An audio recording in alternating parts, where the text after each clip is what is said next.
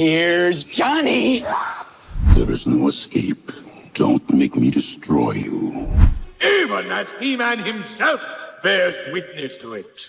A perfect movie villain is that character that we all love to hate and that we hate to love. Amazing villain actors know just how to make you want to throw the remote at your TV screen, but also keep you on the edge of your seat. And today, we'll be counting down the 20 most evil actors of the 1980s Hollywood. Alan Rickman in Die Hard. Alan Rickman's character of Hans Gruber in Die Hard redefined the on-screen villain. He was suave and calculating and posed a threat as a terrorist. The circuits that cannot be cut are cut automatically in response to a terrorist incident. You ask for miracles. His genius was seen specifically in his ability to manipulate and control the situation with chilling precision.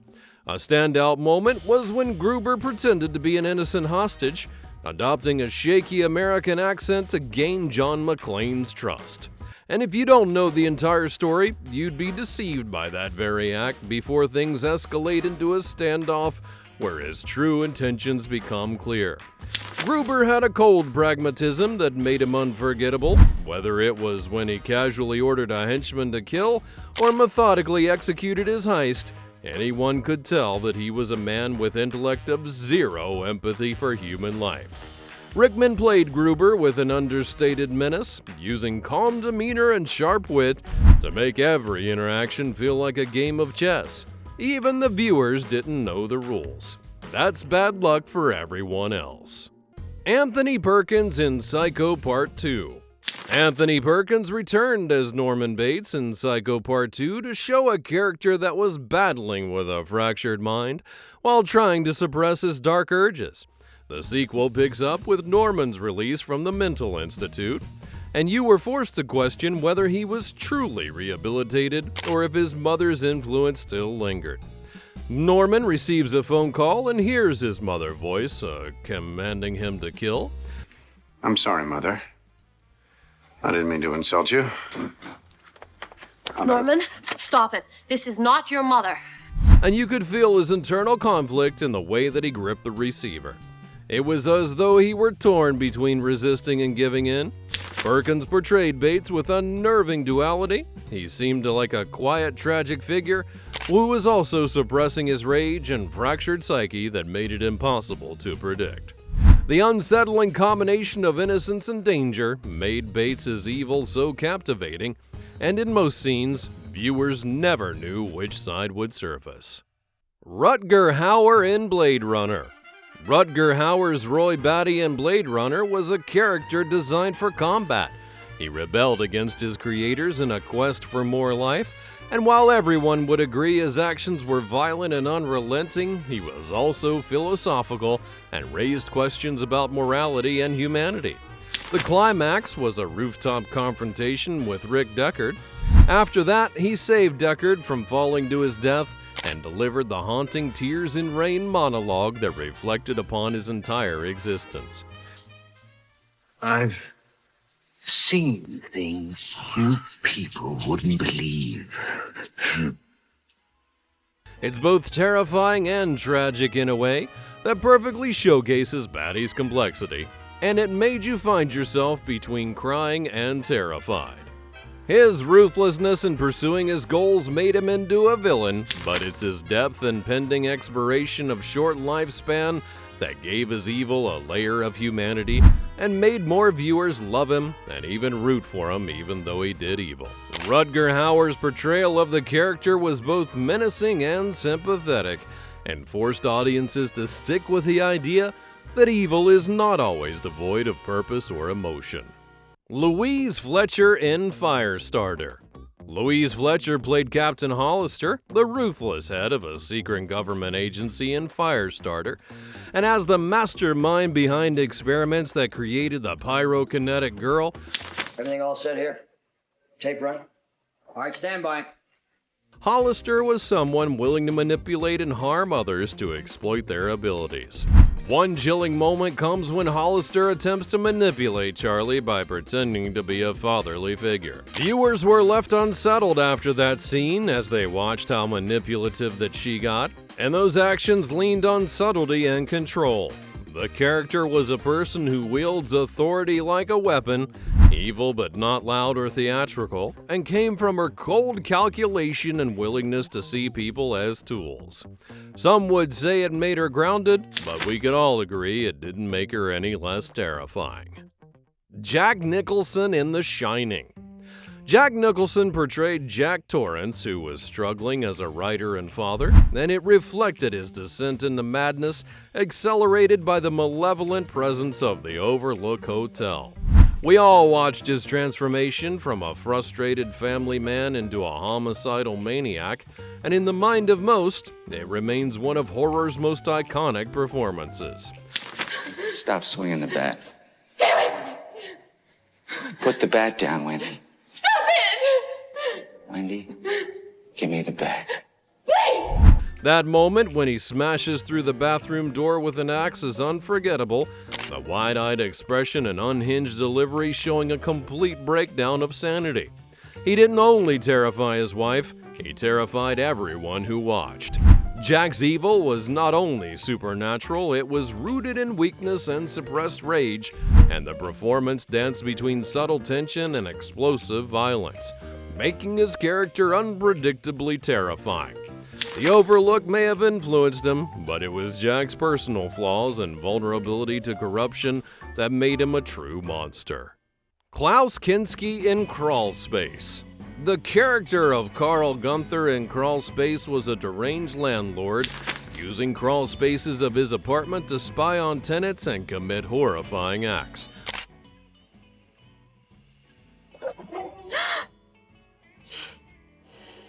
Scary like that. I'm sorry, I didn't mean to. A former Nazi who was obsessed with torture and control. One disturbing moment was when a tenant discovers his secret lair full of torture devices and evidence of his twisted experiments. The sense of dread builds as Gunther coldly reveals his true nature.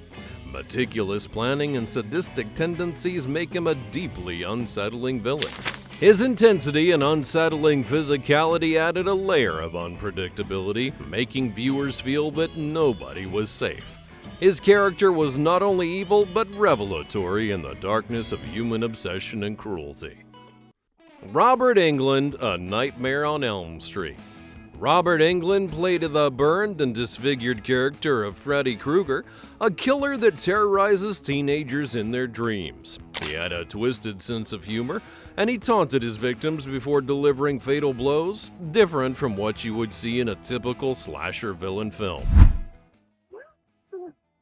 You think you've got what it takes? I've been guarding my gate for a long time. The moment when Freddy stretches his arms into a wide dark valley, scraping his claws to create a haunting screech, is enough for any viewer to have a nightmare for days. His mocking grin as he closed in on his victim makes him one of the most evil villains in horror history. Freddy's evil was not only in gruesome kills, but also sadistic glee. Terrifying not only for his power, but for his tormenting of his victims, and Englund gave a performance that made the character iconic. It perfectly blended horror and dark humor to make a long-lasting impact. William Zabka, the Karate Kid. William Zabka played Johnny Lawrence, a privileged and aggressive leader of the Cobra Kai dojo. He showed the typical high school bully, but one who used martial arts to intimidate and dominate peers. Come on, Johnny! Come on! Yeah. Johnny, come on, buddy, do it! The Halloween fight where Johnny and his gang corner Daniel is unforgettable. He dressed as a skeleton and beats Daniel until Mr. Miyagi intervenes. It showcased Johnny's cruelty and willingness to follow the no-mercy philosophy of his sensei. His villainy stemmed from arrogance and unwavering loyalty to Cobra Kai's toxic teachings. It was a film that showed his willingness to bully and humiliate others. James Earl Jones, Star Wars. James Earl Jones gave Darth Vader his iconic and menacing voice in the Star Wars franchise.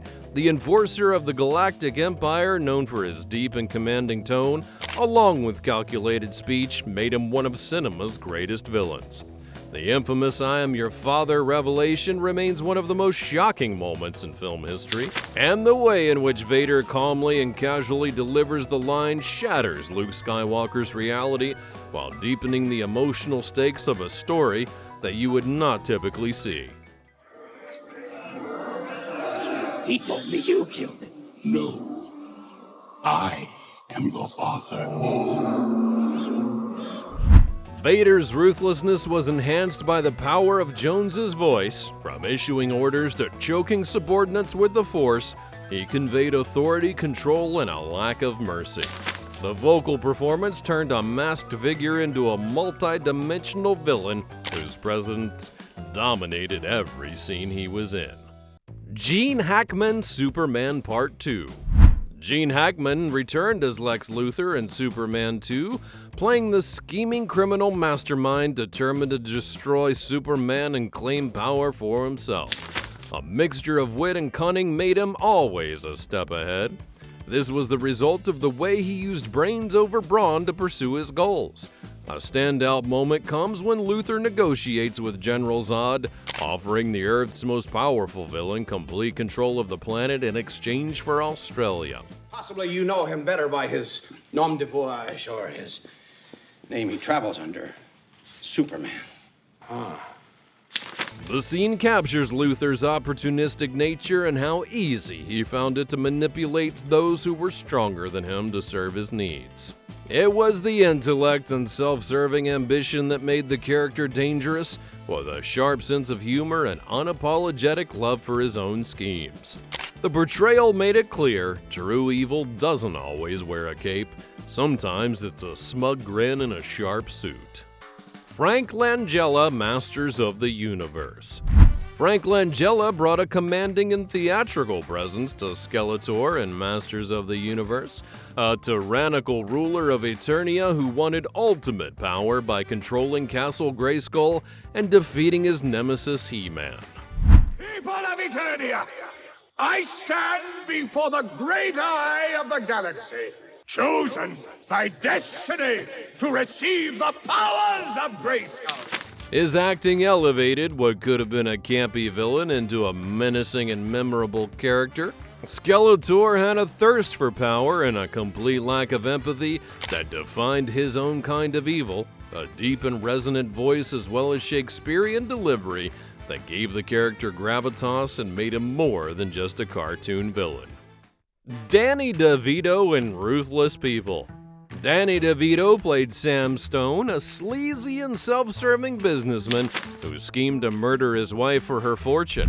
But instead of panicking when she's kidnapped, he celebrates, believing the criminals will do the dirty work for him.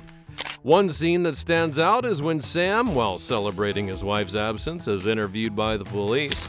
He tries his best to hide his excitement, and DeVito had the perfect amount of comedic timing and exaggerated expressions that made the dark humor unforgettable. Yeah, Debbie's here. Who's this? Well, Ralph, Debbie can't talk right now. My dick's in her mouth. How about if I have her call you back when I'm done?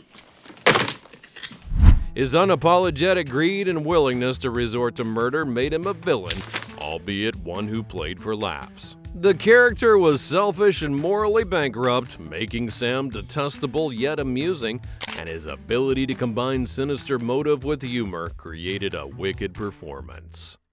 Christopher Lee, The Last Unicorn. Christopher Lee voiced the menacing King Haggard in the animated fantasy The Last Unicorn, a lonely, bitter ruler obsessed with beauty and immorality who captures unicorns that keep them for himself. He then drives them into the sea to ensure their magic remains his alone. The sea is always good. There is nothing that I can look at for very long, except the sea. His haunting explanation of the unicorn about his despair and fleeting joy is chilling, along with a somber voice conveying a quiet menace that underpins his obsession and greed. His evil was rooted in selfishness and inability to feel happiness, leading him to destroy the beauty that he craves to possess. Lee's powerful voice gives the character gravitas. What is the matter with your eyes? Why can I not see myself in your eyes? Imbuing him with a layered darkness that made his cruelty feel inevitable rather than malicious. Tim Curry in Legend. Tim Curry embodied the ultimate villain as Darkness in Legend, a devil-like being who sought to plunge the world into eternal night by destroying the last unicorns and seducing the heroine Princess Lily. His performance was enhanced by incredible prosthetics and created one of fantasy cinema's most memorable villains.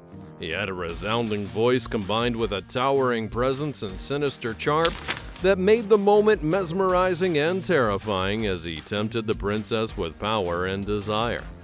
Les cadeaux que je vous ai offerts, les aimez-vous? Cette robe ne vous plairait-elle pas? Darkness embodied pure malevolence, driven by hatred of light and everything that was good. And Curry gives a performance combining theatrical grandeur with subtle menace while giving the character an unsettling charisma. His ability to make darkness seductive and horrifying turned the role into an accurate representation of evil. Michael Ironside in Scanners. Scanners saw Michael Ironside playing Darryl Revok, a powerful telepath who led a group of rogues to seek to take over the world by controlling the minds of others. He was a menacing figure who used psychic abilities to manipulate, control, and destroy anyone in his way. One of the most shocking moments is when he used his powers to cause a man's head to explode in a display of raw psychic violence. You were kept on ice. It wasn't until Consec had trouble putting me away that they thawed you out. The intensity, along with his cold and focused performance, left a long-lasting impression on everyone, showing a level of cruelty amplified by calm and almost detached demeanor.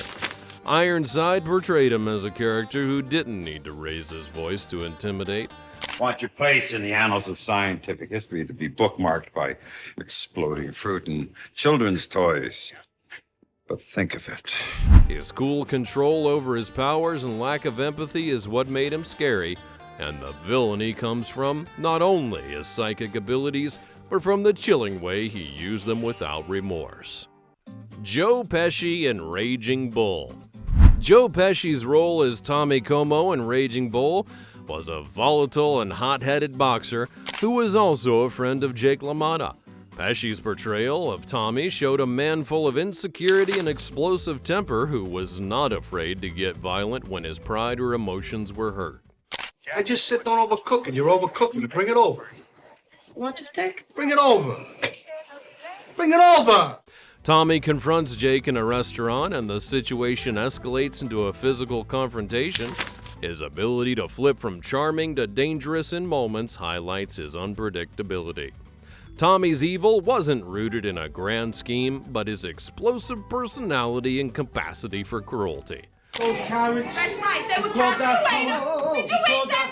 Did you I got eat no them? choice. Sick of you already. I got no choice. His inability to control his emotions and lash out at anyone who disrespected him made him dangerous and toxic, and the performance was full of aggression and simmering resentment, making Tommy a menacing figure who was always on the edge. John Lithgow in Footloose. John Lithgow played Reverend Shaw Moore, a strict and authoritarian preacher who banned dancing in the small town of Beaumont, believing it to be sinful. His rigid control over the community stemmed from a deep sense of loss and personal grief, making his opposition to fun and freedom even more oppressive. One of the most memorable scenes takes place when he confronts his daughter, trying to stop her from seeing Ren. The tension builds as he uses a position of power to intimidate, but his underlying vulnerability hints at the man's deep pain and inability to let go of the past. His evil is tied to his self-righteousness and inability to empathize with others, particularly those of youth, and his character showed how his controlling nature stemmed from grief and fear rather than malice. Turn the eighth dimension and free our trapped comrades, so we can return home and seize power once His actions, motivated by a desire to protect, become oppressive and damaging, making him an antagonist whose moral rigidity becomes his own downfall. Meg Foster in They Live. Meg Foster played Holly Thompson, an ally of the alien overlords who secretly control the world through subliminal messages, ensuring the human population remains oblivious to their oppression. One key moment is when Holly was revealed to be working for the aliens and tried to stop Nada from exposing the truth. Her cold and calculating demeanor in the scene revealed a full allegiance to the alien conspiracy, making her both powerful and dangerous. She didn't even go to Lama's class. I told her, for yourself and for the baby. And she showed her chilling detachment and willingness to betray fellow humans, all for power.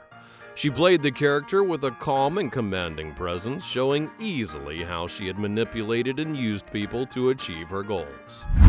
Her evil stemmed from her complete loyalty to alien invaders and her calculated efforts to suppress the truth, making her a key figure in the movie's larger battle for control. David Warner in Tron. David Warner played the dual role of Ed Dillinger, a corporate executive, and his digital counterpart, the tyrannical Master Control program in Tron.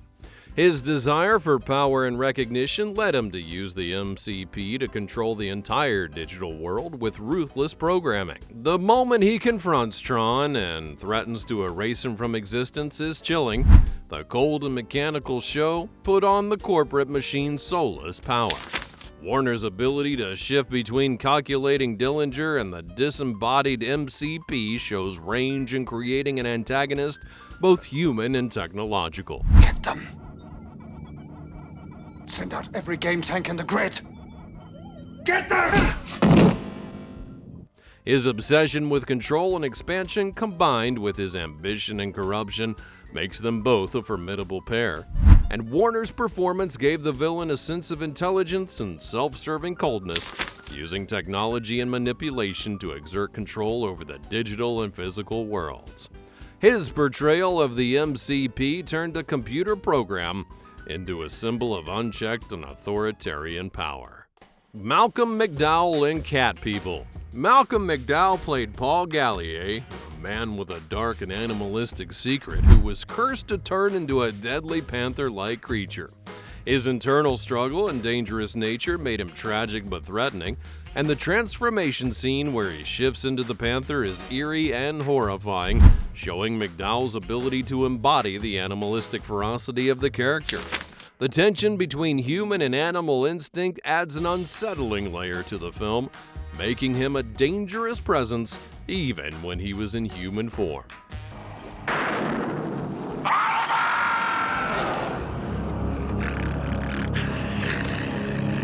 Paul's evil was rooted in his uncontrollable and primal instincts.